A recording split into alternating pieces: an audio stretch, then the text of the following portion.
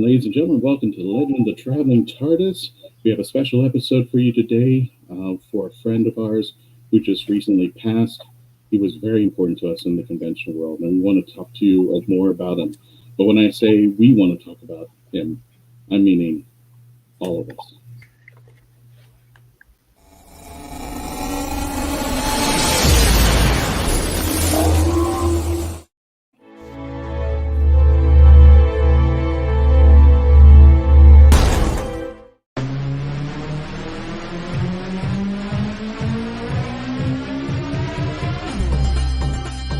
My name is Christian Basil. Years ago, I had an idea. I got myself a TARDIS. Took it to new places, met a lot of new people, took some great pictures, and talked Doctor Who. From Krypton Radio and the creators of the Hanging With web show, this is the legend of the Traveling Tardis. Join me on my latest adventures and become part of the legend.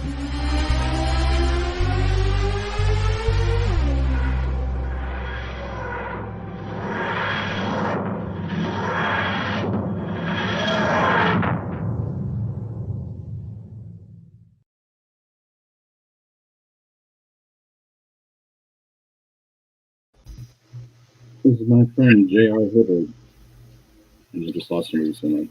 And a bunch of other friends just lost him recently, and this is the way I want to remember him. He was such a great guy, and I really wish you would get to know him, or get to know who he was. I would think just recently, this past week, we lost him. But we want to tell you about the WHOvian that he was. And to do this, I've got a bunch of friends of mine who are willing to help out to do this. Starting with Melanie. Wow. How are you doing there, Melanie?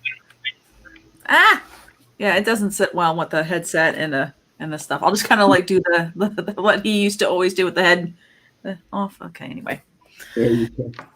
Hi everybody. Wish this could have been a lot more fun, upbeat kind of episode that we usually do, but unfortunately it's not. So instead we're going to be doing a bit of a tribute to our own personal fourth Doctor, J.R. Hibbard, which if you've ever seen in any of our episodes on StreamYard, he was always somebody that was in the comments here, where you kind of go back and you'll see all different types of pictures and stuff where we pull up the comments. So he was always a big fan of the show, big contributor to the show. If you ever went to our booths anywhere along the I-4 corridor in Florida, or just in the state of Florida, in the Southeast in general, he was the fourth Doctor that was probably walking around that you would walk up to and, just as you're about to ask him for that photo, he's the one that would all of a sudden pull out a little white bag and say, would you like a jelly baby? That was our JR. And we're going to be talking a lot about JR in this episode today, the passing of J.R. Hibbard, one of the best WHOvians that I know out there, or at least did know. And we'll just go ahead and continue introducing our folks here. We have the lovely Nisha Mulchin. How you doing with Diversity Geek? How you doing there, Nisha? I'm doing well. Fair to Midland, as the saying goes. I've been doing so good, keeping it all in, but as soon as you guys started talking, oh boy. I know I had a lot of memories with JR, and so here's the thing here. I'll open this up to the crowd a little bit as soon as we introduce everybody, but I don't even remember the first convention I was with JR. I don't remember anything about the first convention. It's almost like one big kerfluffle memory that I have of him. I met him at MegaCon. I met him at Central Florida Comic Con. I met him at Florida SuperCon. Mm-hmm. He was always there, but I just don't remember like the moment that we met. And this is the thing about folks, if you've traveled the convention world, or for those of you who've worked the convention world, you understand that sometimes when you meet people out there, like fellow vendors, you don't get to meet everybody there. You're there to do a thing. You're there to either do your podcast or do a panel or do your vendor stuff. But I don't know if you all know who Cecil Grimes is. He's the Walking Dead cosplayer, plays Rick Grimes.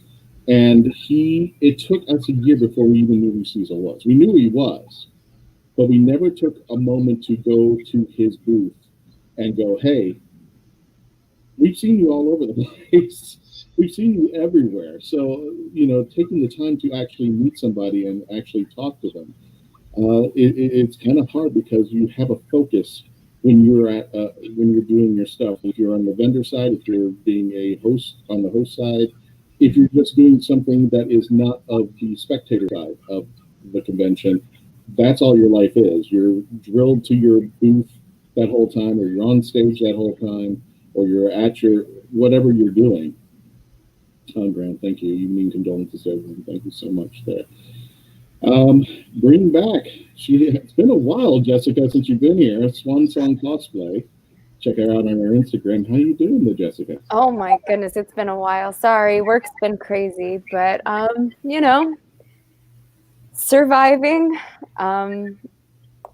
Just glad that I can be here for this episode because, like everyone, I absolutely adore JR, and he's just wonderful. And thank you for allowing me to be here for this particular episode.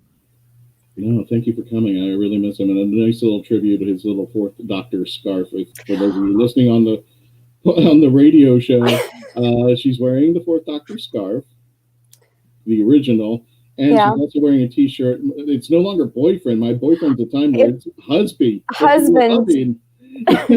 Well, and I did this one because with our cosplay, because I cosplay River Song, and any photos with JR, he was like, picture with the wife, here's my wife.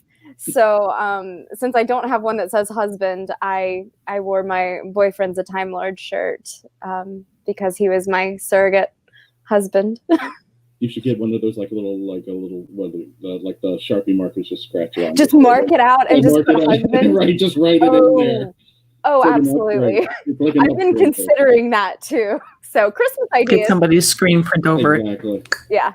And speaking of which, because again, I'm a horrible segue, I want to welcome Leanne Motor. She has been, did I pronounce her last name right? I always get it wrong, right? Yeah, you did a great job. I got it right? The whole thing. Great job at your job. Good job. Thank you. Now, Leanne, for those of you who live in Florida, in the Central Florida area, like WHOvians, you started a little controversy that I loved. Tell us a little bit about yourself, Leanne, and that little controversy that you started and had something to do with your own TARDIS being out there. It did. It absolutely did. We just, we were big fans of the show, watched it growing up with my dad, then went to get married, already had one kid from a previous marriage. So I was like, what do we want to do? Like, we want to do something that's going to be fun, but nothing like fancy or formal that kids can't have a good time at. So my husband suggested we do a Doctor Who wedding. And I was like, oh yes. And then my dad is amazing at building things. So I was like, Dad, I need a TARDIS. And he was like, yes. So one thing led to another. He built us a full-size TARDIS to get married in front of. And then one year we decided, hey, let's have a Doctor Who themed haunted house. Very small scale because our neighborhood loves Halloween. So we all party in the neighborhood. So I put up the TARDIS. We did a little thing, bring people through the house. And then the TARDIS is very big. And she's hard to take down sometimes. So waited a couple of months and couldn't get any friends to come over to help us take her down, timing and whatnot. And also sometimes we're a bit lazy. Sometimes lots of things going on in life. And then we just got a letter from our HOA saying that we had, an illegal thing in our driveway. To which I posted this letter on like one of the Doctor Who fan groups on Facebook that I'm a part of, and was like, I maintain that it is a mode of transportation and therefore belongs in my driveway. Like, I don't know. 3 hours later, like, I'm getting emails and text messages and phone calls from people because this thing has just blown up. And then I get a phone call from a friend whose husband actually worked for Bay News 9 here in the area. And he was like, hey, I want to come out and do a thing. And I was like, okay. So then we ended up like on all these news channels, and it just spiraled out of control from there. But it was great because it got us introduced to a lot of really wonderful people, including JR, because we started bringing the TARDIS out to a lot of conventions. Because, at the time, not really anyone knew that we had it because she just usually sat in the garage.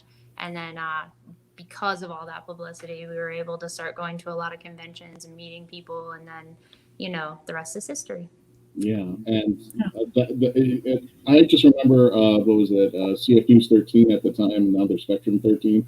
They actually had a poll whether people should get rid of the TARDIS or should it stay. And I'm like, I think like over 80% said it needs to stay there. So I just thought that is just too.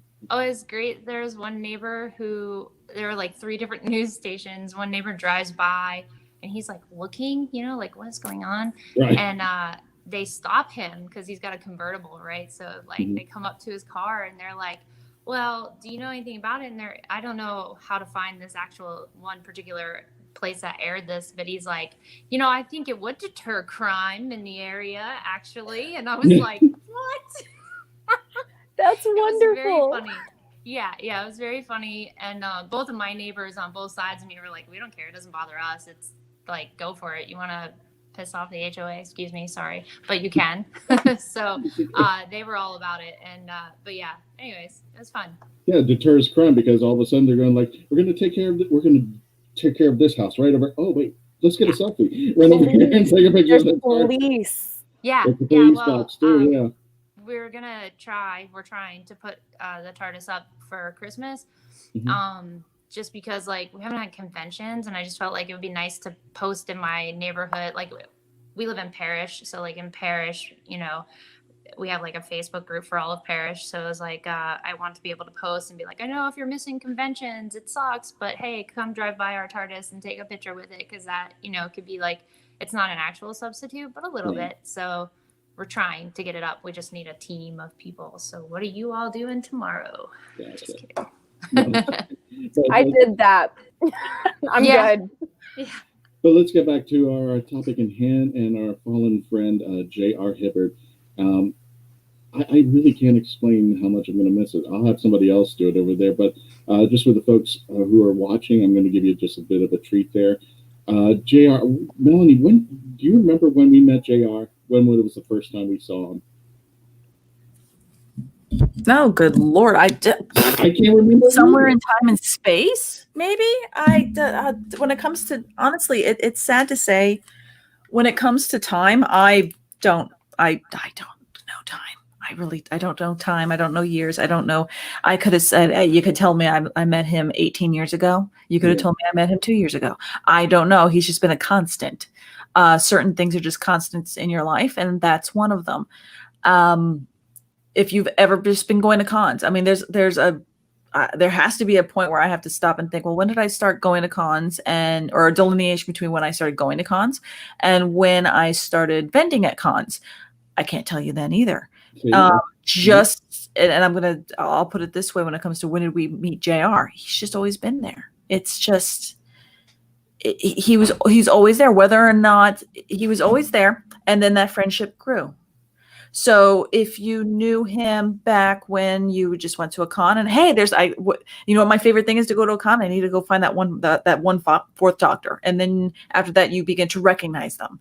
And then once you recognize them, you become more familiar with them, become more friendly. And then you will accept the candy from the stranger. And okay, I know that's actually a Tim Werner's jelly babies inside that little package that he opened up specifically this day of the show. So it is absolutely safe to eat. And and everybody else who puts their fingers in there always makes sure to get touch just that single one jelly baby. So you knew it was a little safe space in that little bag. Again, guys, this is all pre-COVID world. So it's always kind of grown, and it's always just why I say it's a constant. You go to a MegaCon, there's JR. Yeah. I can't tell you when it was the beginning. It's like telling me what was your first time you ever saw a sunrise? It's a really big kerfluffle memory of me. I mean, I can't tell you when I met him, but I can tell you he made a definite impact every single time that I met him, and that will never change out there. Well, I'm going to just jump into some of these comments that we're getting from Andrew Clark. He says, JR will be missed so much. He was one of the best fourth Doctors I have met. I will never forget his smile and laugh when we talked. I will eat a jelly baby every year in his honor for being the best 4th Doctor around. We will miss you, friend. I'm getting teary-eyed and hungry at the same time. Thanks, Andrew. I'm eating all my jelly babies. Yeah. Speaking of teary-eyed, let me go ahead and bring these folks on the stream, the Hanging With Web Show family. How you doing there? Hey guys. Hi, how's everybody doing? We're doing okay. Doing good. I didn't have a scarf, but I figured this was as close as I could get. That's fine there. We were just talking. Hello, everybody. Hello, Garrett. How are you, sir? Not too bad. Not too bad. Oh. Just going into, you want me to read this passage? Go for it. Melanie's pulling up Faith Kelly, which is our 13th Doctor cosplayer. We love her to death out there, and she just does such a phenomenal job. Faith says, one of the first WHOvians I had the chance to meet. My first year at a con, and then it just became tradition to get the jelly babies from. That is absolutely correct. Just a few there. And let me just, if you haven't seen Faith, she continues. I met him my first year of con. I was dressed as Belle of Saint John Clara, Bells of St. John Clare, the episode, and that was 2015. Wow, it was that long ago. One more. He chased me down to grab a picture once he realized Clara saves the Doctor. It's nice. And just for you, for a treat for everybody who's watching us on the YouTube or the Facebook page, just to give you a little brief, there is Faith right there. She is absolutely gorgeous, and there's JR on the right there. And this was actually, this was not even with me out there. This was Sci-Fi Bartow. This was Sci-Fi Bartow. I took the picture. You took the pictures, that's right. I took these photos.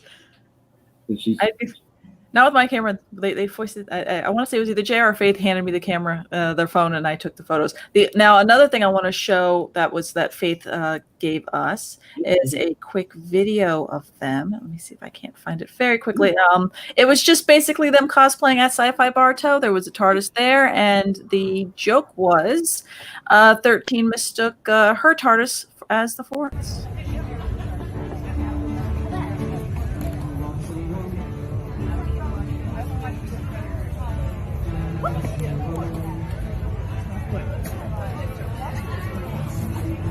I really would.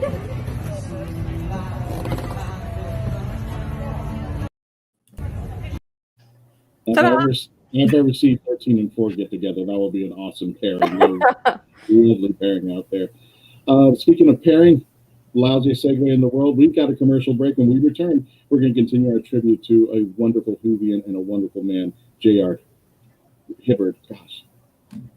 Sorry, I'm getting choked up as we speak. When we return, please continue to stay logged on, tune in, and continue to become part of the love. Bateman. What's the Bateman? A novel set in Florida, written by Florida author D.L. Havlin. Suspense, mystery, and murder. Evidence is in the bait. The Bateman is available at local bookstores and online. Jackie Sonnenberg's My Soul to Keep is a ghost story rooted in the realities of actual cults. When 13-year-old Sky Monroe arrives at her new boarding school, all she can think about is death and connecting with the afterlife. Soon she discovers her school's spirituality group, the Guardians of Light, and they have a secret. They can speak with the dead, and the organization is a cult. But this isn't Sky's only problem. The campus house where Sky resides is haunted, and even the ghosts have an agenda. They intend on getting the souls they want. Filled with mystery and intrigue plucked straight from the headlines, author Jackie Sonnenberg's research and attention to detail give this ghost story an even more eerie atmosphere. Find My Soul to Keep on Amazon.com today.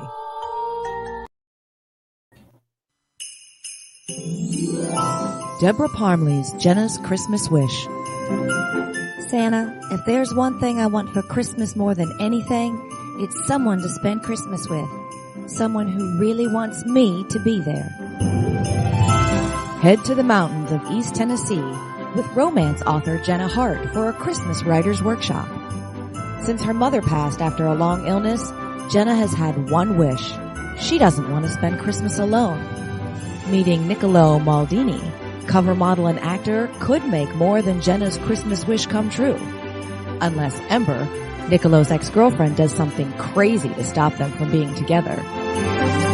It's a mountain Christmas romance you won't want to miss in Deborah Parmley's Jenna's Christmas Wish. Now on Amazon.com.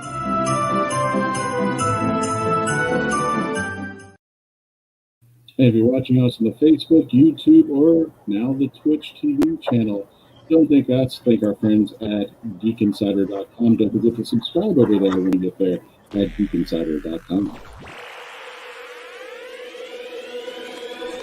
At Geek Insider, we foster relationships with those in the geek sphere so we can give our audience the insider view of entertainment, tech, and more.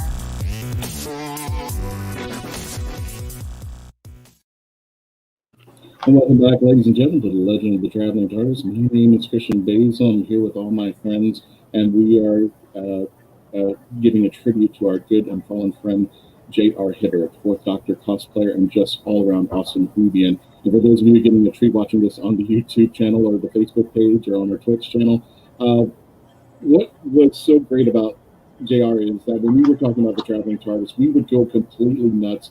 And this was the year that that cup, that Starbucks cup, ended in the scene in Game of Thrones there. And you can see all these girls lined up with the the Starbucks cup. And I said, JR, why don't you just walk over there and then just hold up the TARDIS as if you were showing this off? Just some weird thing. And this is kind of just a thing that JR would do with me. It was just like, we would just have a great time getting together and doing stuff. And another picture that I truly admire, and Jessica, you were in this one, the wedding proposal of River Song, where we convinced all the doctors to get together. And I'm hoping you're seeing this on the channel. If not, you guys, if you're listening on the audio, give yourself a chance to go to the YouTube or the Facebook page or the Twitch channel. I managed to get all these doctors together from 13 on down, and Jessica was dressed up in the library outfit, Riversong library outfit. And I said, you guys, let's do a wedding proposal for Riversong. And JR was there, first and foremost, right there with all their Sonics sticking out there. These are the kind of memories that I love about JR. He not only did my crazy, but he was a true Ruby in there. Jessica, oh, wait, you got your finger up, Jessica. What's up? So that was the second photo. Because we took the first one of the proposal at SuperCon, right, and he loved it so much. So he was the inspiration for us doing it again, because he was like, we've got to do another proposal. Like, you're here. And we proposed to you last time. And like, I just remember him, every time after that one time we did that, he always came up to me and he was just like, this photo, how many doctors do you think we can get this time? Like, and that was always, I know that was his favorite that he did with me. Is he was like, let's recreate it. Let's get as many people to propose to you. And oh yeah. What's your fondest memory of JR as not only a WHOvian but as a person? Oh, me. Yeah, okay. I was like, who are we talking to? Oh, it's fine. See, it's very hard to say one memory that you have with him, because as you guys were saying earlier, like he exists, and just his absolute presence anytime he walks into a room, you just feel this light and just this warmth and acceptance. And honestly, I loved SuperCon with him that one year. I think that's when I connected with him the most, and I really got to spend a lot of time with him. With him and two other doctors at 10 and at 11, as the River Song does.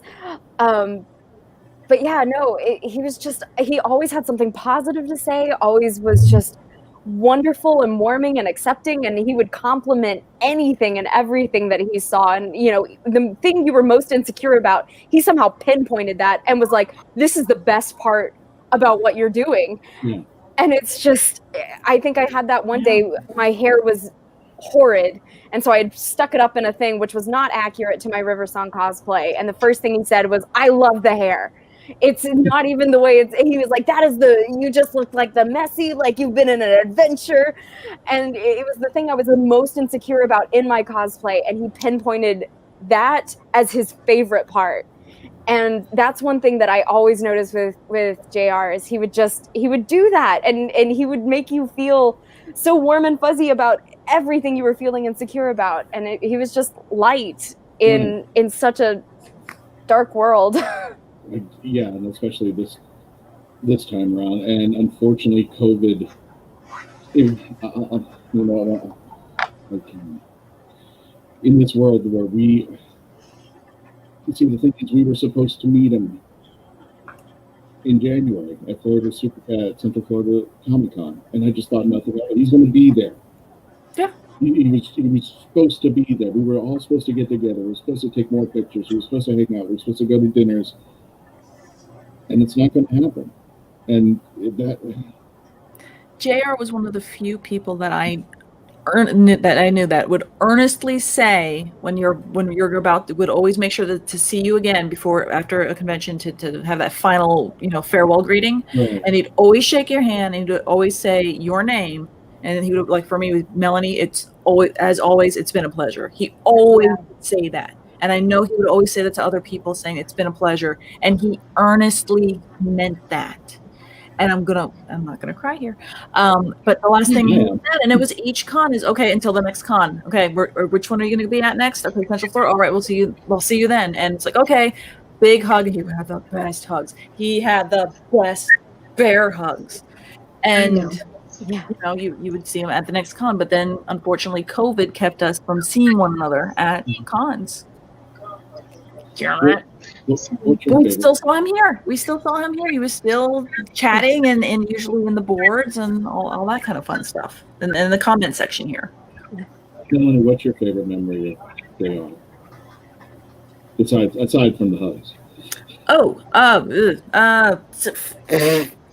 Don't put me on the spot. I know, right? I was not prepared for this. I was actually going to start reading some other comments real quick. So if you want to just minimize me real quick, I just want to hurry and pull out some other ones. Natalie Avallo says he was one of the sweetest people you could ever meet. Always.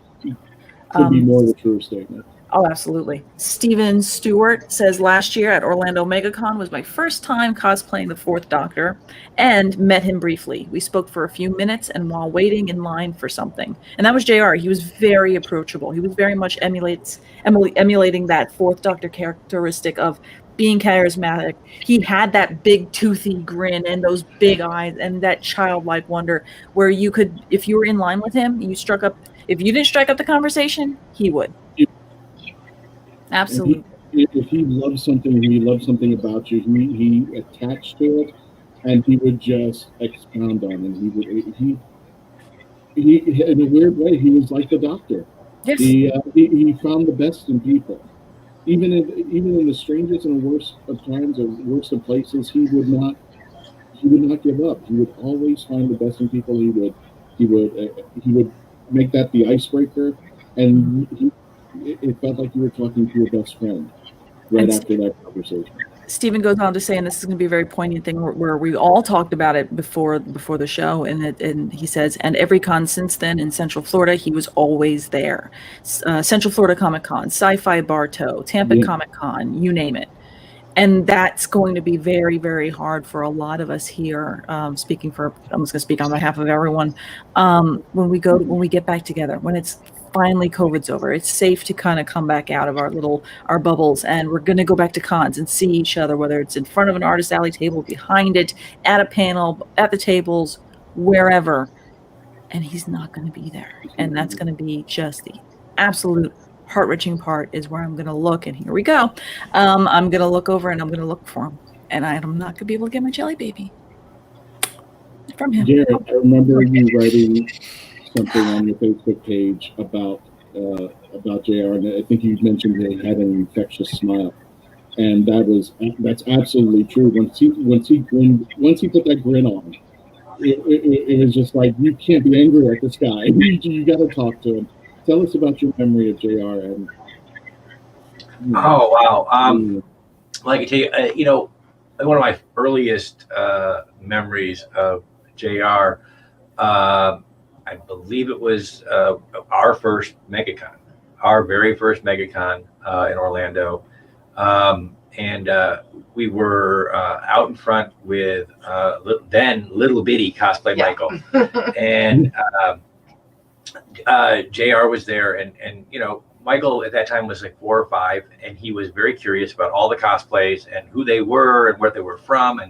And you know, so he could ravenously run home afterwards and find out who all these people were and these characters that he wasn't familiar with.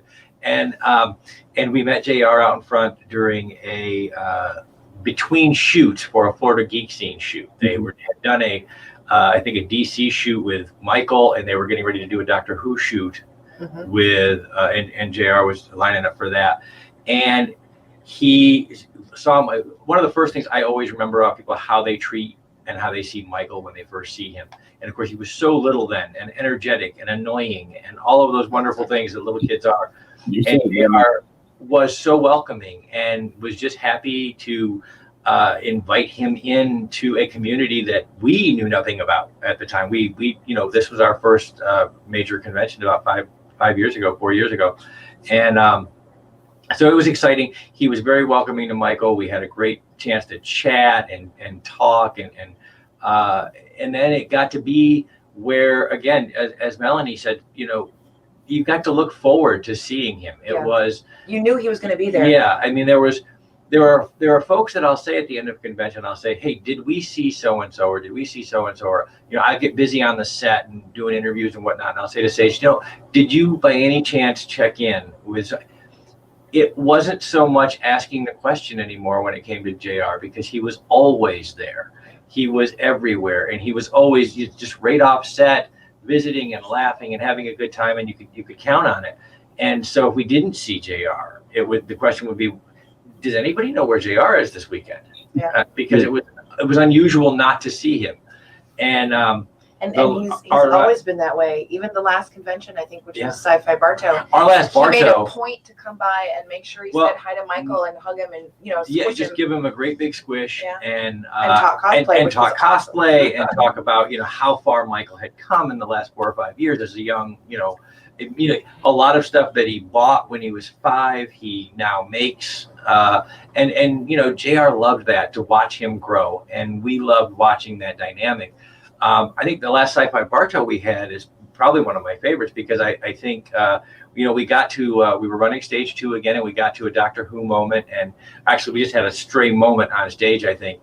And I remember I kind of wrangled Melanie up on stage, and we just sat there talking, and JR was there out in front of the stage. And if you remember, we got him to sort of wrangle other cosplayers as they walked by, and he stood there, and he was kind of our mic guy. Absolutely. And he would say, hey, what are you dressed as? And tell us about your cosplays. And he had all the right questions to ask. It was just off the fly, off the cuff.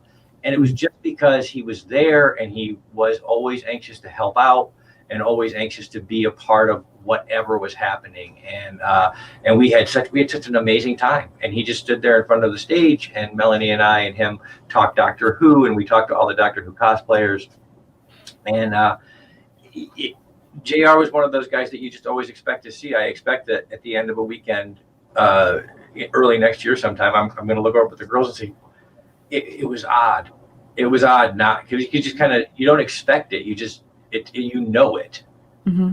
It's not you know, don't forget to say hi to JR. It's, you know, you just know he's going to be there. You know, you're going to get attached to it. It's going to be very difficult, I think. Well, you know, Michael, who doesn't cosplay a whole lot in the WHOvian world, but he dressed up for us all once as the 4th Doctor. But Michael did not think he was dressing up as the 4th Doctor. He thought he was dressing up as JR. Yeah, that's exactly. And as a matter of fact, it was one night here. It was one night we were doing one of the Legend shows with you guys, and you know, Michael came running in, and he had his 4th Doctor sort of, what do you call it?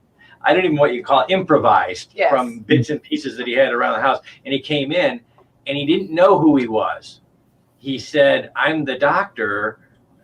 you know, the doctor that JR does, you know, big JR, he does this doctor. This is the one I am. So he didn't really know the fourth doctor, didn't know Tom Baker. He's, you know, he's 9. Yeah. But he knows JR. Mm-hmm. And so he was cosplaying JR. And that, you know, it'll be very interesting to start our new year and our new seasons out on the convention circuit.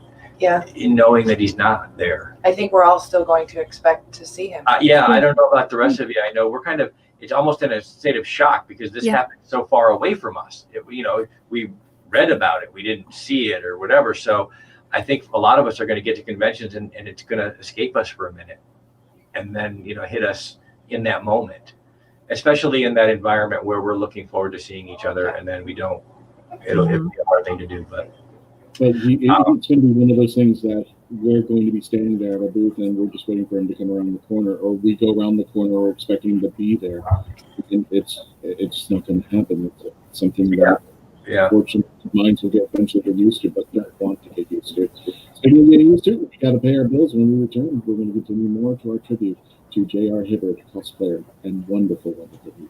We return. Please continue to stay logged on, tuned in, and continue to become part of the legend. Hi, I'm Claudia Christian with some exciting updates in the Sinclair Method world. First of all, we launched our new coaching page. It's yoursinclairmethod.com, so you can go there and book a session with one of our fabulous coaches. You can also reach that page by visiting c3foundation.org. It's at the top of the landing page of the website. The second piece of news is Journeys is out. Woohoo! This book has been a long time in the making, and it is available in Amazon, Barnes & Noble, your local bookstore, and there's a limited amount of signed copies at c3foundation.org. So get your copy of Journeys now and visit the coaching page for some wonderful support. If you're on the Sinclair Method, you can book a session with a variety of different coaches. Take care and be well. Alien invaders enslave Earth, unleashing hunters into the ruined wastes. One young survivor struggles to elude their monsters, clinging to hope. When he's stolen off the planet by a sarcastic starship AI, they pit their uneasy alliance against a treacherous galaxy. Explore a whole new verse of barbarism and betrayal. Wonder and adventure. In the Scion series by Michael J. Allen. Beginning with Book 1, Scion Conquered Earth. Available in print, ebook, and audio on Amazon.com.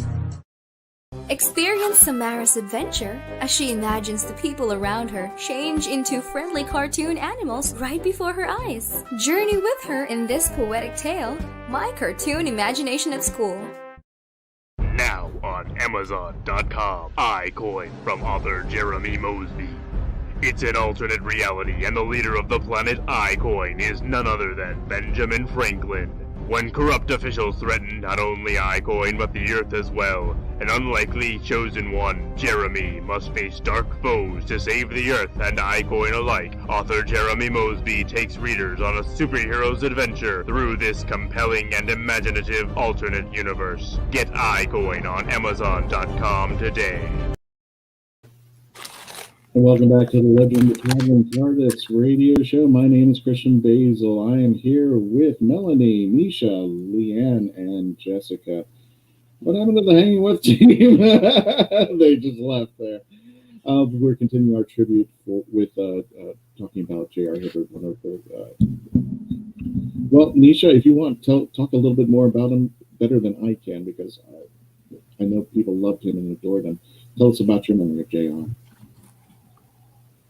And you might want to turn on your microphone. You love.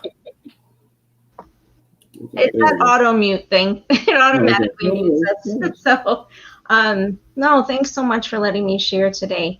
I believe that our first experiences with JR were in 2015.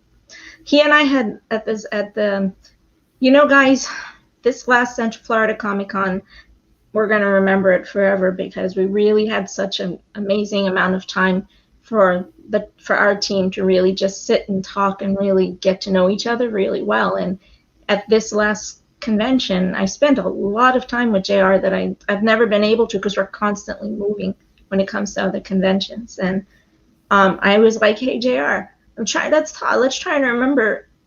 When was it that we started this again? I mean, when did we all meet each other? Because I think we all came together in 2015-ish, I believe, is when everything happened. And as it turned out, when in 2015, it was the first time after very many years I came back to the convention scene. And I was actually cosplaying Clara. You guys didn't know me at the time. It's when I first met Christian. I was cosplaying Clara. And a 40-something-year-old lady and woman, and I was like, oh God, I feel so self-conscious. I'm not sure I should have done this, But who comes up to me as I'm walking by myself on that Friday, on the first day of MegaCon, going, God, I feel so self-conscious. I don't know, because I've never cosplayed, and this is so new to me. But who comes up to me, and he's like, oh, can I offer you a jelly baby? And this is a big hulking, fourth Doctor. And I'm like, oh, why, absolutely, I would love a jelly baby, Doctor, And then we just started our conversation from there. And actually, it was because we were coming to your panel. Do you remember the panel on that second floor, the first one you had? Christian, way back in the day? Oh, yeah. So that's why I remember, because I met him, as it turned out, I met him because we were both going to your panel. Yeah. And that was how we first met. And I had a conversation with him about being a little bit older and being an unexpected cosplayer and an unexpected geek. Someone that not everyone looks at and goes, wow, you are so the epitome of the nerd, or of a WHOvian, or someone who just absolutely embraces or loves Doctor Who, and how it was to be able to embrace that side of our nerd and our geek life, but with such pure love and passion, and how it made us better people, or how it changed who we were as people, and understanding ourselves as older, fans, who had been around for a long time as fans, but didn't get to express it. Maybe when we were younger, like everyone else gets to express it now, if that makes sense to you. So honestly, JR and I had that conversation in January, and I am so happy I had it with him. I had always wanted to. And honestly, to have, there's never been a moment when that man's smile faded. Never.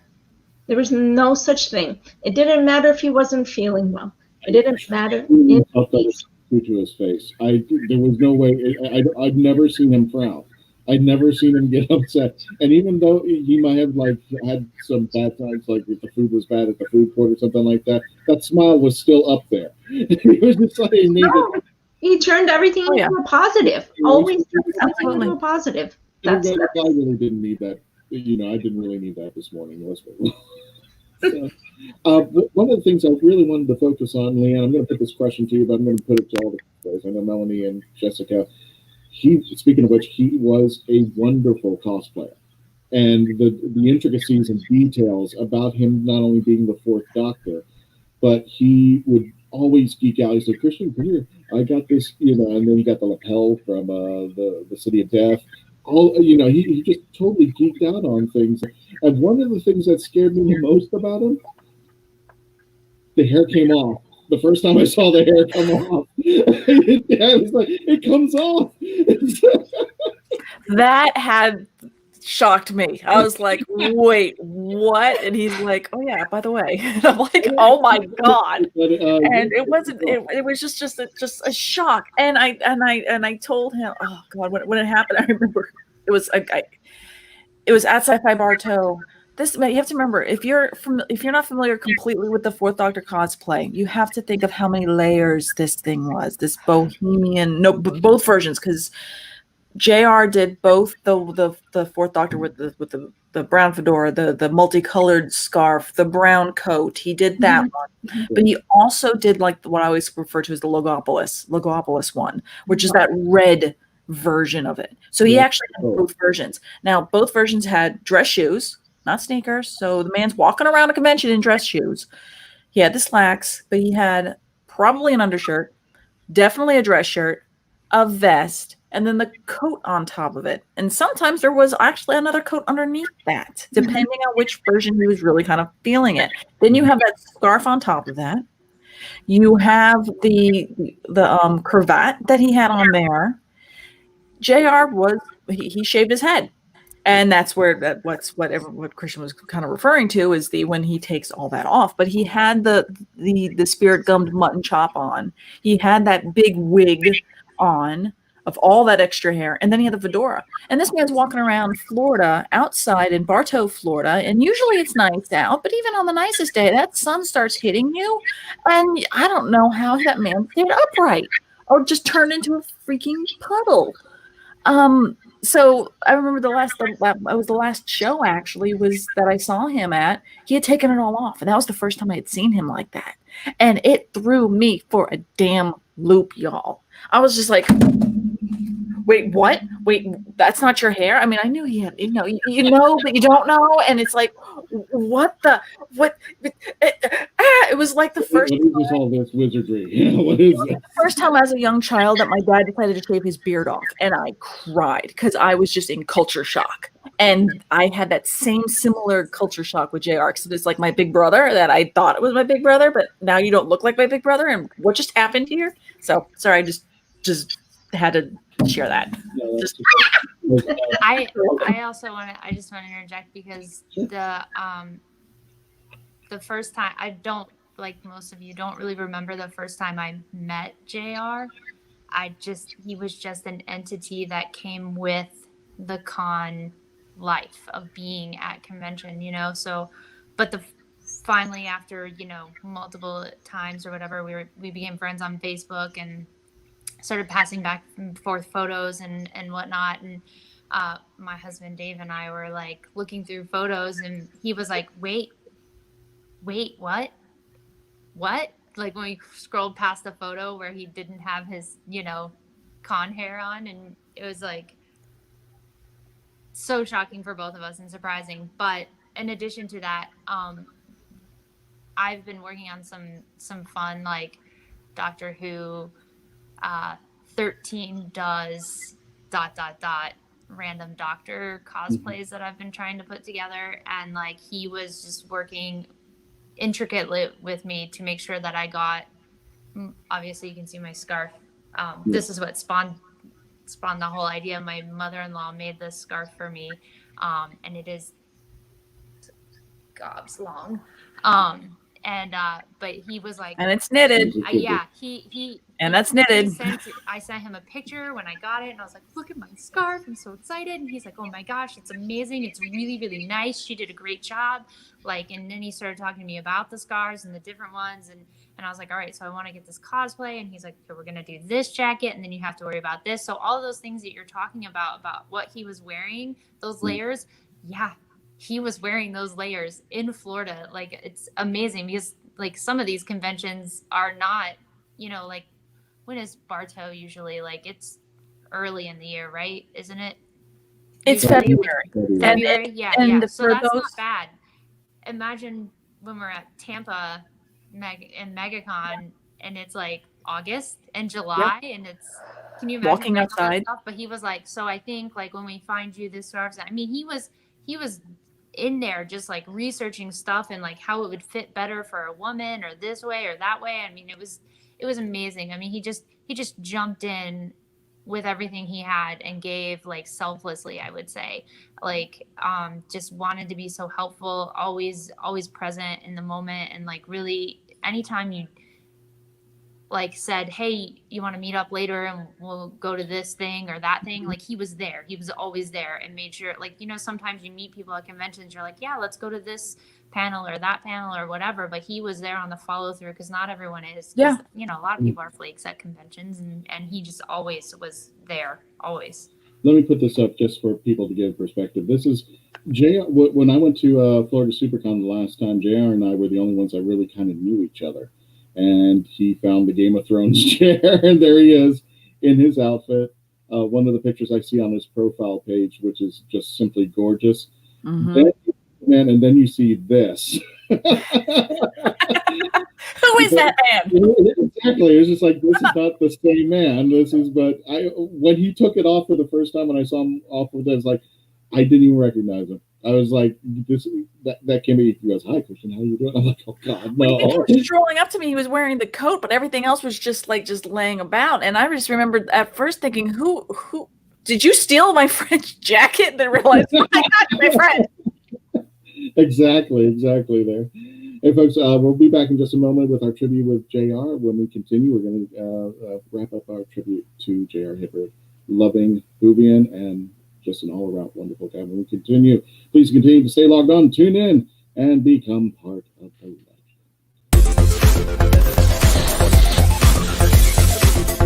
Meet the Doctor. I'm the Doctor. But not the one you were expecting. All right, sexy.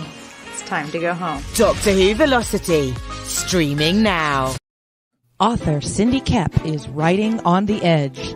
Books include Remnant in the Stars, The Loudest Actions, Lines of Succession, Mindstorm,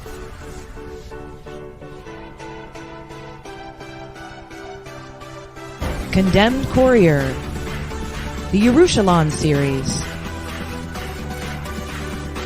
and Animal Eye. Find author Cindy Kep at CKOEPP.com today. You have more options than ever before when choosing a film, a television or internet series, a book to curl up with, or even a radio show or podcast. Get to know the people who are creating for you. The Hangin' With Web Show, hosted by award-winning author and journalist G.W. Pomacher, is the internet's fastest-growing web talk show series. The Hangin' With Web Show features professional, yet casual, in-depth interviews with creative arts and entertainment pros. Meet the people behind a digital revolution in creating more quality content than ever before in the history of media. Find the Hangin' With Web Show on YouTube, Facebook, or Twitter, or simply go to www.hanginwithshow.com. That's www.hanginwithshow.com. This is the Legend of the Traveling Tardis. Follow us on Facebook, Twitter, and Instagram. Subscribe to us wherever you listen to your favorite podcasts. Also catch us on the HWWS Web TV YouTube channel. Subscribe today and become part of the legend. And ladies and gentlemen, fellow WHOvians, as we wrap up our episode, welcome back to the Legend of the Traveling Tardis. My name is Christian Bays. I'm here with Nisha, Melanie, Leanne, and Jessica, and we're wrapping up our segment of our discussion and tribute to J.R. Hibbard, wonderful WHOvian, wonderful man, and just an all-around class act. And I love this picture because J.R. literally, for those of you watching on the YouTube channel, I took some pictures of some folks who were WHOvians. That's Mackenzie in the front. It's Clara, one of my friends out there. And JR just did, what is it, a photo bomb right behind them, just like that. Tampa Bay Comic-Con. What's that? Tampa Bay Comic-Con. Tampa Bay Comic-Con, yeah. That's a sad thing about it. I can't tell you the timeline. I can't go from, well, I met him in 2015, and, this is, he's one big, wonderful, happy packaged memory that's always going to be in my mind. And I never wanted to go. I never wanted to go away. And I won't let it go away because he was just an incredible man there. And amongst things I'd say this, we're coming to the end of our show, which I really just don't think we have enough time that we could have given for JR. And for those of you who are watching on the YouTube channel, we do have a GoFundMe that's running for JR's funeral expenses. Please check it out. We'll also include the link once the audio drops on this. So, for better terms, does anybody have it? I do have Mark Muncie, one of our other please. traveling companions. He sent us along a video because he could not make it for tonight. So, if you bear with me just a moment, guys, I will play that in a little sharing screen kind of thing. So let me see if I can't get to it. And here we go.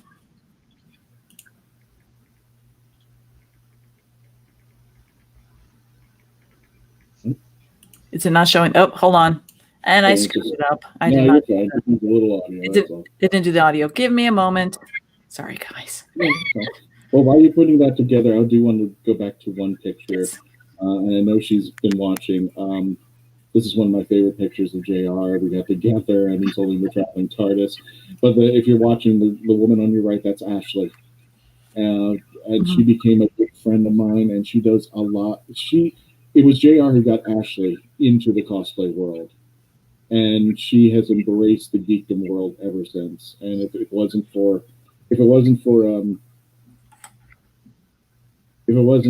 JR, I meant you can just see the smile on his face. I mean, that was a genuine smile. That's not made up or imitated. That's just him. And I just told him to stay right at the stairwell and his friend Ashley Smith just recently got married. Congratulations, Ashley. She looks lovely as Wonder Woman. And I wish I knew more about what she did. I know she dresses up. Well, funny enough, I've never really met Ashley in person. Like maybe we're just now, connecting on Instagram and everything like that. Maybe like in a convention sort of way, knew about her. But I know she's watching. So this is going to be probably a fun little thing.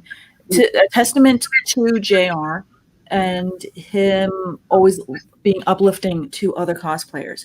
I know about Ashley because of him. He would always go on and on and on about how she looks like Brie Larson and that her Captain Marvel cannot be beat. He was so proud of her cosplay. I remember him hanging out on my table and going, "Oh, you need, she's going to be here, I think this weekend, but let me, I gotta show you this photo of her. This is her one of her wearing the 9-inch nails kind of in Captain Marvel, but on the down low and on her, really cool thing." And he's showing me picture after picture of, "Look at this, isn't she incredible?" Da, da, da. And I'm just gushing about the raw talent. And he would do that for everybody. He would always share other people's cosplays with me and show, "Oh, look at this person. Oh, you got to check this person out." He was such a boosting person. His effervescence for just everybody was absolutely stunning. And one thing, just he was always a booster. And like the last time at Sci-Fi Barto, this is the first time he's ever done this for me.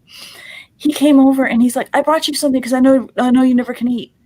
And he brought me Jammy Dodgers. And he's like, "I got you a gift." I'm like, "Jerry, you didn't have to give me Jammy Dodgers." He's like, No, I had to. You and I think he was giving somebody else. He goes, "I know you guys can never get out of your eat anything. So you can, I know it's not really food either, but Jammy Dodgers. That was the only thing I ate that day." And that was because of him. I ate Jammy Dodgers. But he was always looking out for other people. And even if you weren't there to witness it, just so you know that he always was spreading the love. Absolutely always was. Now I'm going to show Mark's thing because I actually have it done correctly. So maybe. Did it work? You'll up on the audio. I met him. Yes or no? At a con, and I don't even remember which one. It's working. It's just very light. Yeah, just needs a little bit up on the audio. And how could you not love that?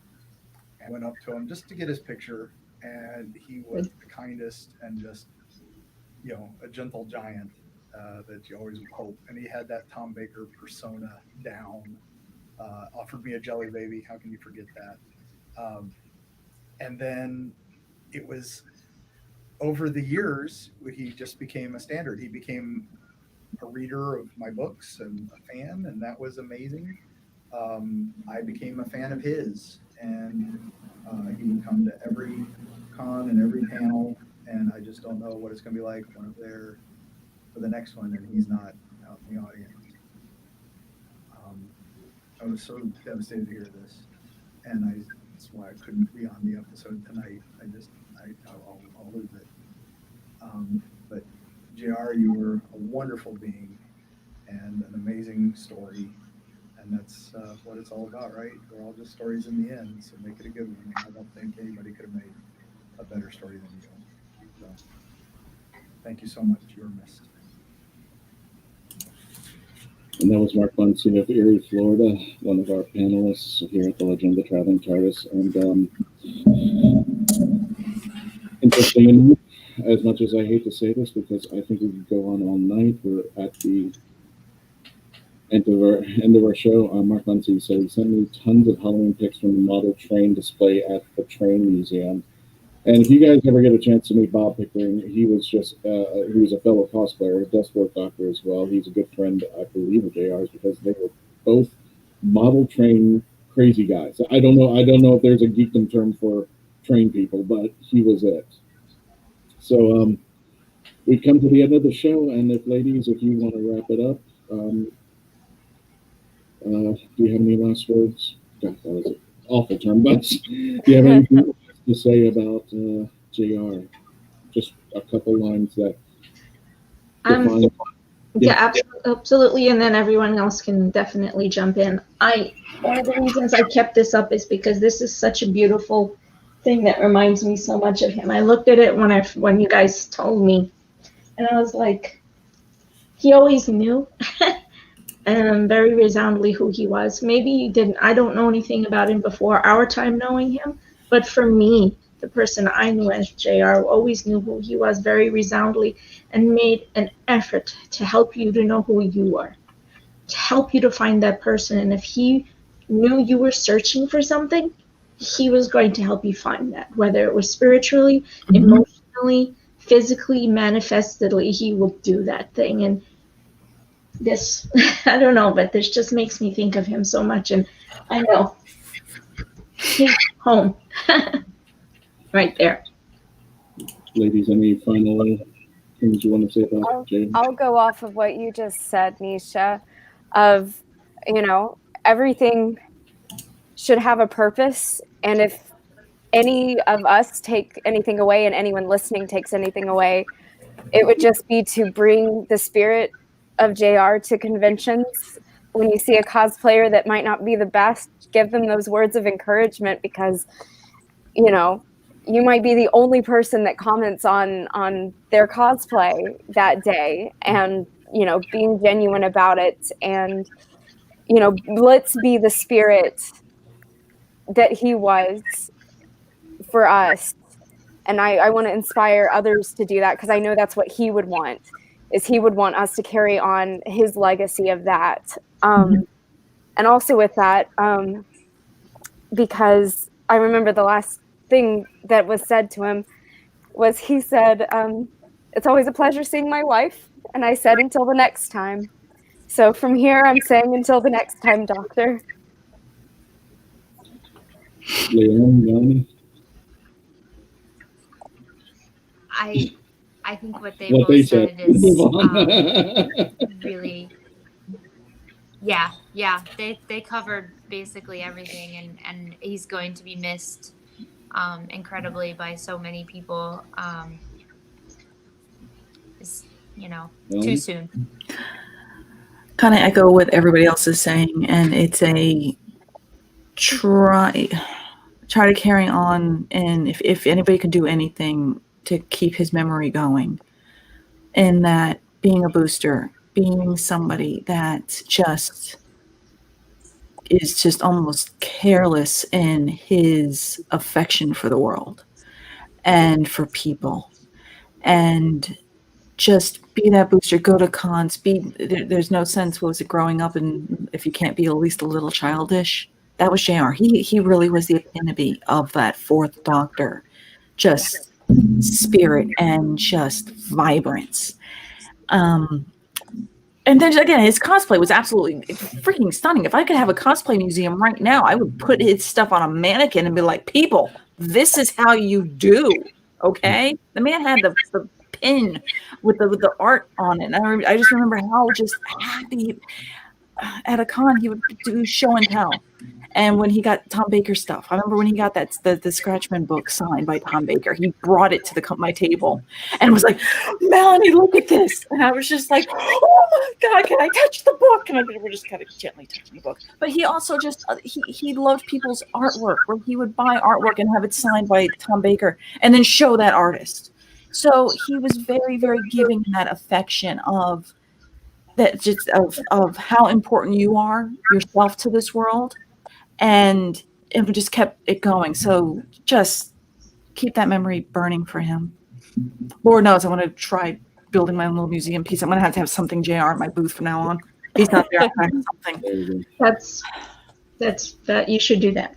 You should. Well, I'm just going to wrap this up. I was supposed to give an hour to JR, and that's unfair. Yep. It's totally the life of a man. You can't do that. I hope for everybody who's out there, WHOvian, friend-wise, anybody, that you get to meet a JR in your life. That you meet somebody like that, because they will remind you of the best in everything, in everyone. And they won't judge. They will find the best in you, expand on it, and let everybody know. And that was the one thing that was important to me about it. And when I go to conventions, it's not going to be there. Yeah. But that's my wish for everybody. I hope you find somebody like Jay on your life. You latch onto them. And if anything about 2020, it's been a reminder that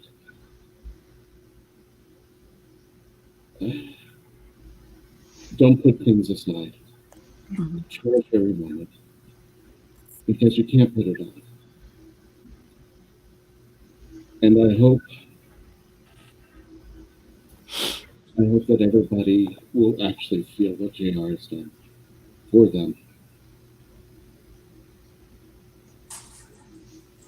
And I know this is cliche to say about JR, but I'm going to say it anyway. Yeah.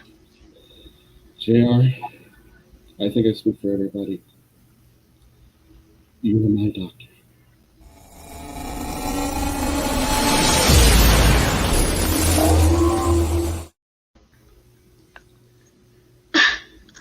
Okay. Oh.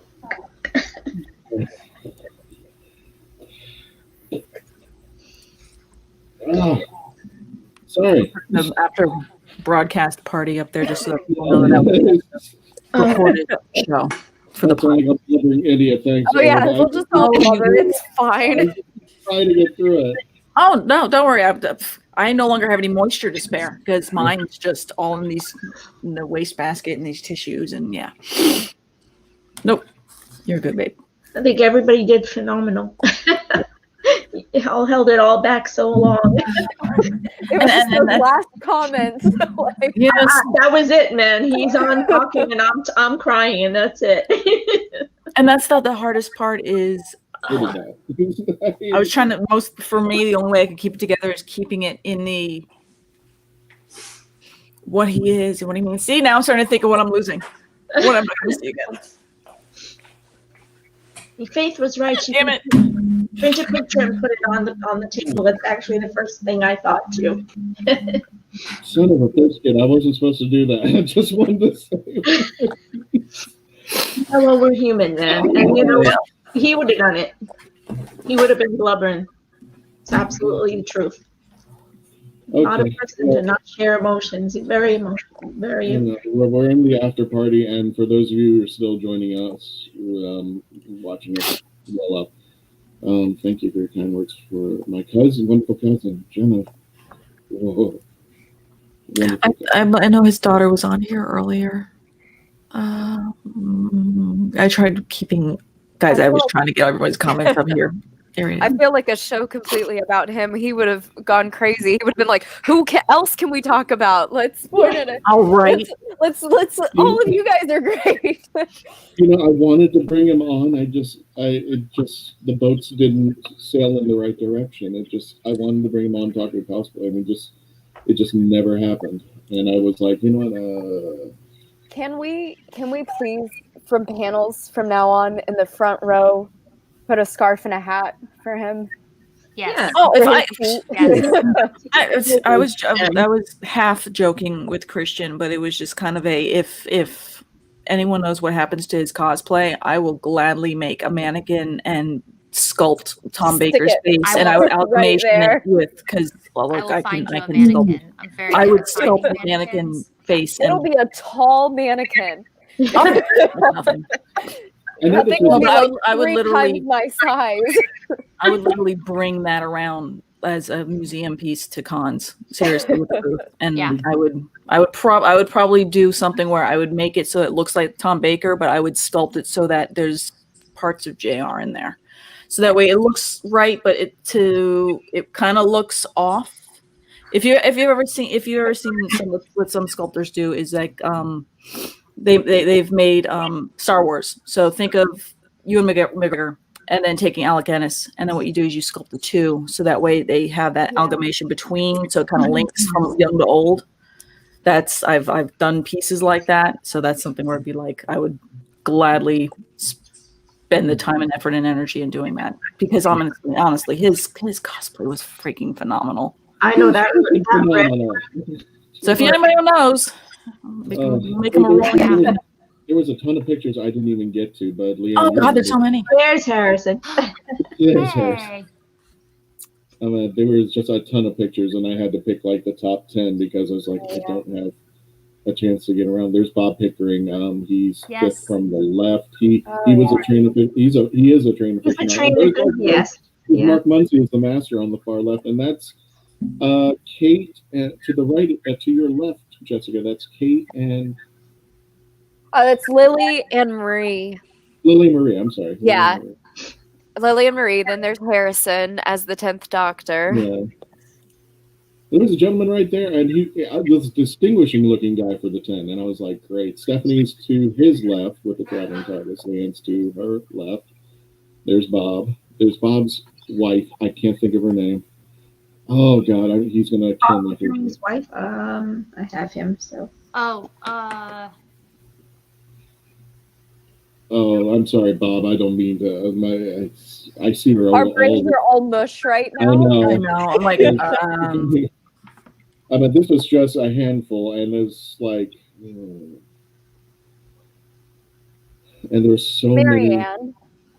There's so many. And that was the thing, is I was trying to get so many photos on here, and it was just. Yeah, I didn't think we were going to get through. Mary Ann. Mary Ann, right? Yeah. I'm sorry, Bob.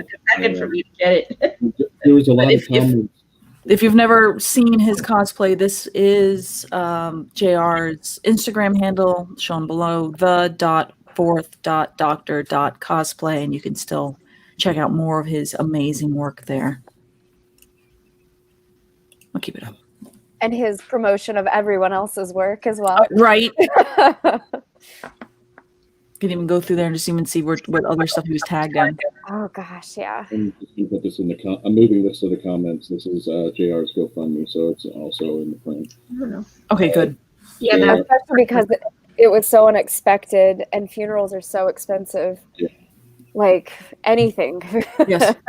But yes, anything. It was definitely an unexpected, sudden illness, kind of just as the family, I believe, has said, it was just, and it was an infection that hit hard, and unfortunately, damn thing took him away from us. All of us. Ashley. I'm sorry, I'm going through the comment. We didn't get a chance to read off all the comments, and I apologize. Oh, we didn't read them, but I posted them. They were being shown. Thank you for that. I was just I was trying to read them, but there was just no way in heck. I mean, I'd still have to show. It'd just be content show all day. I'm eating jelly babies. I'm eating my feelings of jelly babies. Whenever JR would come by me, and he would always put that bag in there, and you always try to be careful to grab the one, and it always ended up being perfectly arranged, like the stars knew it was going to be the blackcurrant one for me, because that was always my favorite one. And I'm just like, and yes, blackcurrants. Always loved the black currant jelly babies. But But yeah, that time he gave me those jammy Dodgers, I was just like, JR, I love you so See, and I'm super careful, even prior to COVID. I'm like, Yeah. oh no, germs, people. But for some reason, it was just like, you knew he took care of you. Like, you just knew you could trust him, and anyone he'd offered, like, he was like, he's got you. And I didn't get con crud anytime I had a jelly baby. So, like, I think they actually had, like, medicine in them to keep you from getting con crud. He had some type of magic. They were like anti-con crud. Exactly. Yeah. Exactly. So maybe if you had a bag of jelly babies, no one would get COVID. We got all these jelly babies now. David, We found the solution, guys. JR was the biggest staple at cons, while the Traveling Tardis is the smallest. It's not the size, David, but you can always depend on saying no. I am still not certain whether that was JR's real hair or not, but regardless, the question of authenticity, he would be placed there. I was always wondering this for Anne. Yeah, it was. He showed me a picture of him without his wig, and I was like, "Excuse me, that's not you." Yeah, I was like, "This is a different person altogether." I was always like, "No, my big brother looks like the Fourth Doctor. I don't know what you're talking about. Who's this guy? Who is this madman? Madman with shaved head." And he kind of looked a little intimidating without the hair. There was just something that was like, all right.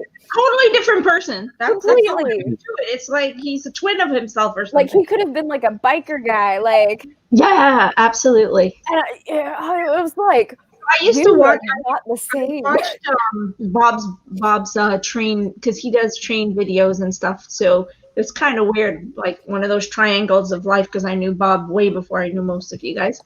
And then as it turns out, JR, I was like this really weird connection. And so I guess I'm a closet fan of looking at train as myself. I didn't know what to call myself. Don't even be embarrassed by that, because Bob used to, or at least I don't see it as much as again, but he used to put watch parties on. And all it was him on his train. I mean, if you talk about you watching people playing video games like Markiplier or IGP, I watch Bob's watch party, and all it was his train, and I'm like sitting there going like, I'm riding a fake train, and I'm watching it because Bob put it out. I would do it 2 minutes. I'd just watch it straight, and then I'd be like, okay, Bob, thanks, that's okay. Exactly. It's enough. But I think that one of them, with the emotion, I just wanted to say, because someone else mentioned it here in the chat too, that the fact that we're allowing ourselves to share emotion in this way. What the? Oh, okay. Well, man, that was literally just on the cusp of poignancy, and then all of a sudden, that was just. But the comment she mentioned is Carl's of the you have to grieve. This is the time for it. Don't feel embarrassed. Yeah, it was. No, you don't know how many times that I've been trying to say the right thing at the right moment. And I was like, oh, I won't cry. I'll be fine. I'll do it. Damn it. And now it's recorded on audio, too, for all to see there. For anybody who's checking out the GoFundMe, the goal is 4,000. Damn, JR is up to 2,305. And the Traveling Tardis has made a contribution for his funeral expenses. So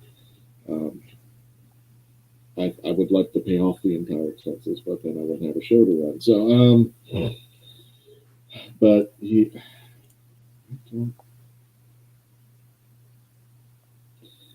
And that's the fun for us at the local kind of people for the Traveling Tardis, who you see here, and in that photo at Central Florida Comic Con, JR was always there at the panels. And the funny thing is, early, and I swear to God, I think he was the reason that so many people would just show up, because they would see the Fourth Doctor going, and that was their barometer. And I know for a fact at one con, one group said, well, we knew that if we followed the Fourth Doctor around, he would be going to the Doctor Who panel. So that's how we knew how to find you. Well, he literally was like also just like the Doctor Who panel Pied Piper, because exactly, first of all, he'd find anyone dressed. This presence, right? And then also he would always make sure people were going like, oh, you have a Doctor Who shirt on. Do you know about this? Do you know about this? Like, I don't know why, but when you guys did the birthday for the Traveling Tardis thing, and there was cake, and he was like, make sure you're there. Make sure you're there. There's cake. Make sure you're there. Like, text me and reminded me times and everything. So, like, I mean, he did. That was him, right? Like, always wanting to include everyone, and he was just so inclusive, you know. So he was like, doesn't mean Pied Piper. Like, let's go together. He drove me nuts one time, and it wasn't his fault, but because of his popularity was coming into its fruition, being the fourth Doctor. But he was following me into a panel. We stopped, and I had like 10 minutes to get there, and I was thinking like I had 2 minutes to get to the panel, and we had moved maybe 100 feet. It was just like everybody was stopping him to get a picture of everybody, and their mother and their grandmother was stopping to get a picture of it. And I said, JR, he was apologetic. It's, Christian, I'm really sorry. I'm just like, no, I get it. There was inside there was times where he felt like he was imposing on me, or even when with the Legend of the Traveling TARDIS booths, when I was just like, do you want to sit down? You can sit down back here. And he's like, are you sure? Are you okay? I mean, I'm just a fan. I'm like, are you insane? Get back here so I can punch you. And then, you know, that way you just, because it was almost as if he didn't want, like, there was like this threshold. He was the type of person that he didn't want to impose. And whether it was at Central Florida Comic Con, where I was like, there's an empty chair right here, sit, park it, mister. Or even at my booth, like, park it, you can sit down, you're allowed to. But he would always just didn't want to impose, but he always wanted to boost and lift others. Nisha just messaged that what she was saying, but she's unable to rejoin because her computer had just decided to be evil. She was just saying that it's great to share our grief and love. It's healthy and human. It's cathartic. That was basically the point issue that she was going to talk about when it comes to grief. And Carl says the same thing. The toughest thing to come is when someone comes up to you at a future con and asks you where your friend is. It happened to me, and it breaks your heart. Yeah. And of all people, Carl will be taking pictures of me bawling my eyes out during the episode, and then spreading on his Facebook page and saying, "This is Christian this week." So, and anybody watching, you think if you think this was bad now, you should have seen us 4 days ago. It was just, I was in my office and I was just humped over right here, just crying my eyes out. And I even was we're all messaging one another, just going, I can't believe this. What do you mean? I'm sure like the entire world was, but that has been touched with JR, because it was just so sudden and arresting, and it swept us all off our feet. We weren't expecting to be blindsided by this type of loss so suddenly. Yeah. But we'll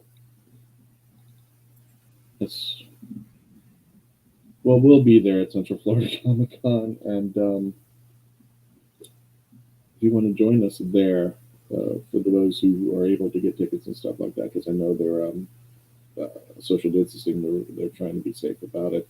You're more than welcome to come up and talk more about JR to us. I mean, we'll totally geek out about JR. I don't think I could stop. I mean, it's like Doctor Who. What would you like me to say about JR? And the wonderful thing is that I remember him. I forgot which con it was. He was just hanging around with me, and he came to our panels. And if I remember correctly, he came to every single one of our panels, just like you mentioned, Melanie. He was always early and late. And I said, JR, you don't have to be here. I mean, if you got things to do, he goes, I already took everything, and this is what I wanted to do. Like, yeah. And he was up for anything when it came to cosplay. And if you had an idea with either the Traveling TARDIS, like the photo of him on the ground, you took him all the way to the farthest corner, Central Florida Comic Con, in that expo hall, and he was like on the ground. He was on the ground, stretched out on the ground, lovingly looking at the TARDIS, and I'm like, what in the? Now, keep in mind, this photo is nice, it's cropped, it's intimate, but you have to remember, there's a giant of a man just stretched out on the floor. There's nothing else around him. From far away, I was just like, where did they go? And I remember looking over, and there's just someone on the ground. He'd always come up And we would try to think of like what the picture of the year that convention was going to be. And look at the shot. That means Christian was on the ground. Yeah. Okay, people. That was commitment for both of us. And I was like, JR, are you sure you'll be okay? He goes, yeah, if you can help me up. I'm like, yeah, I'll be fine. He was up for anything. I love this picture. I almost want a painting of it because. Oh, believe me, it's happening. Okay. Oh, believe me, I started sketching.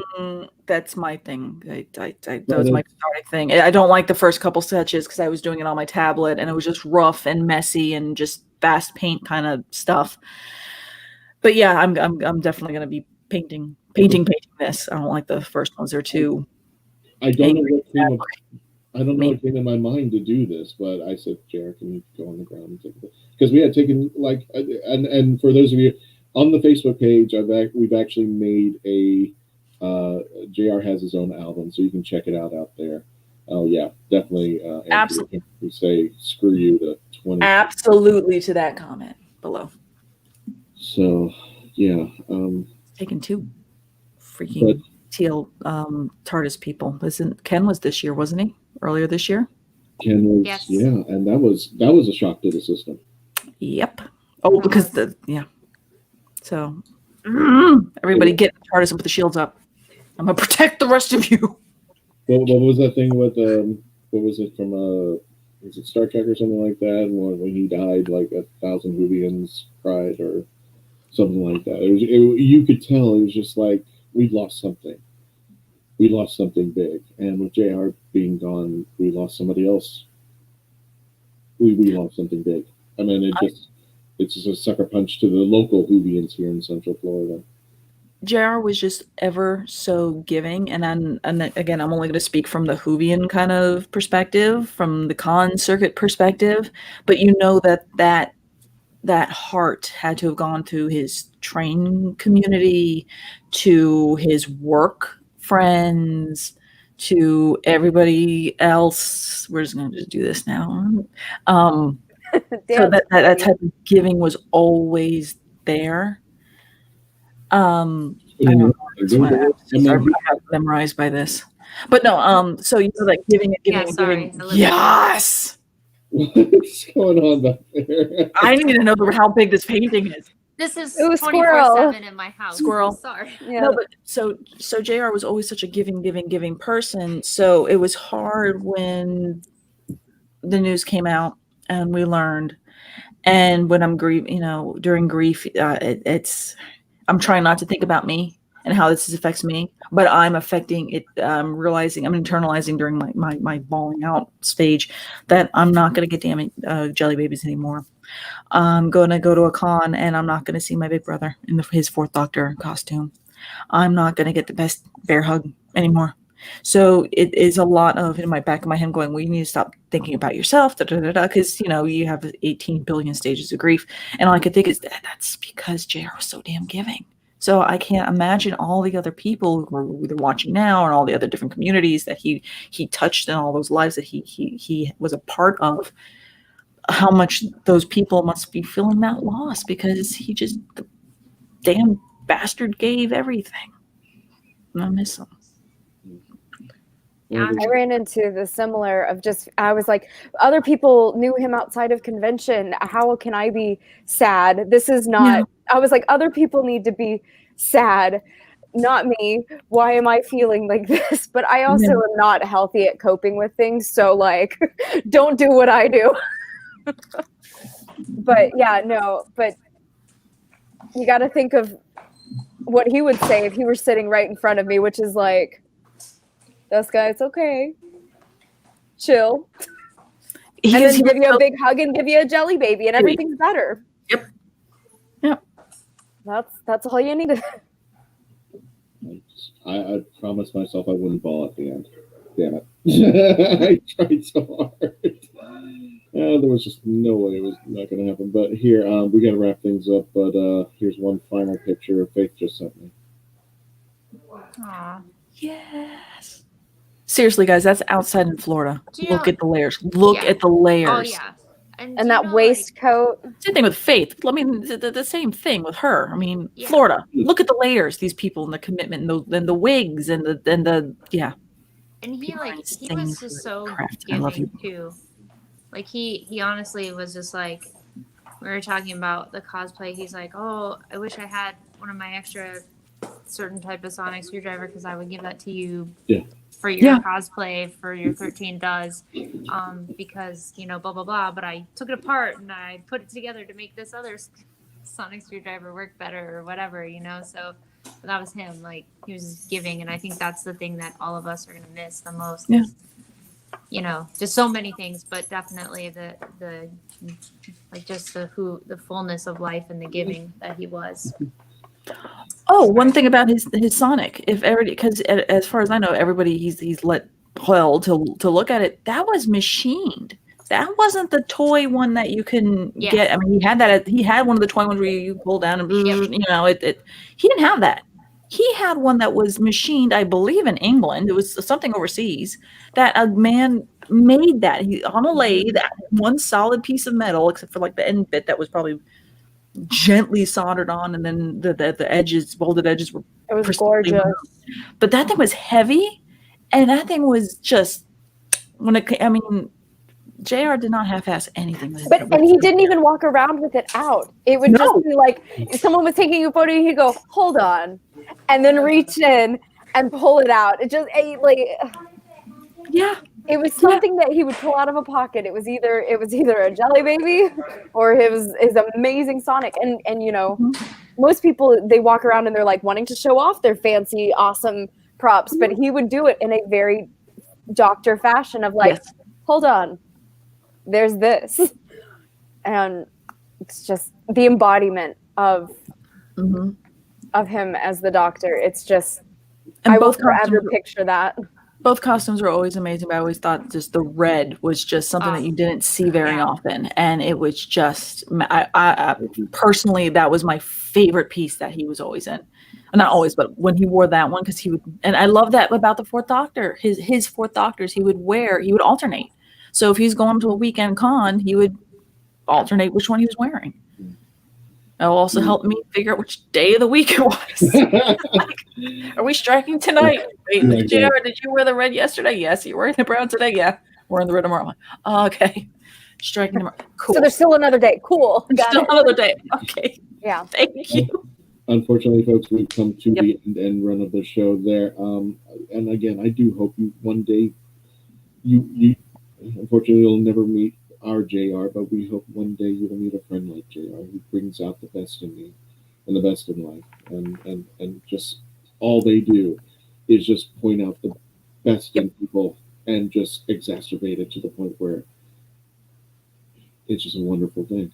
And if you are on the fence about cosplaying, if you watch this show and you're on the fence of cosplaying, know that JR would be behind you 120 billion% and telling you there's no right or wrong way to cosplay. Just get out there, invoke the character that you're trying to be, and just have fun.